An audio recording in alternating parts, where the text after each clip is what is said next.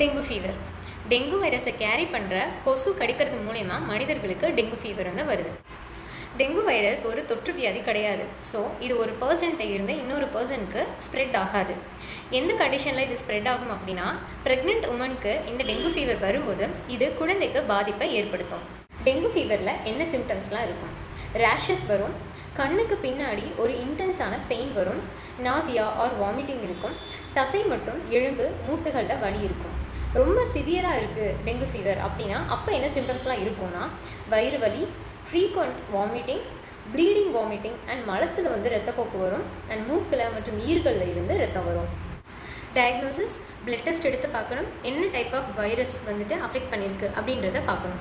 Treatment, dengue ஃபீவருக்கு ஸ்பெசிஃபிக்காக medicine எதுவும் இல்லை. இதோட சிம்டம்ஸை தான் வந்துட்டு மேனேஜ் பண்ணுவாங்க.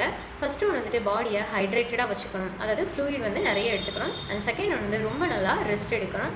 அண்ட் தேர்ட் ஒன்று வந்துட்டு பெயினுக்கு வந்து அசிட்டமினோஃபின் வந்து எடுத்துக்கலாம். அண்ட் ஃபோர்த் ஒன்று வந்துட்டு இபுப்ரோஃபன், ஆஸ்பிரின் இந்த மெடிசன்ஸை வந்து எடுத்துக்கக்கூடாது.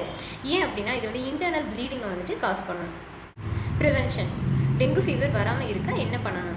கொசு கடிக்காமல் பார்த்துக்கணும், வீட்டை சுற்றி தண்ணி தேங்காமல் பார்த்துக்கணும், ஏன்னா அதில் தான் வந்து கொசு வந்து அதிகமாக பரவும்.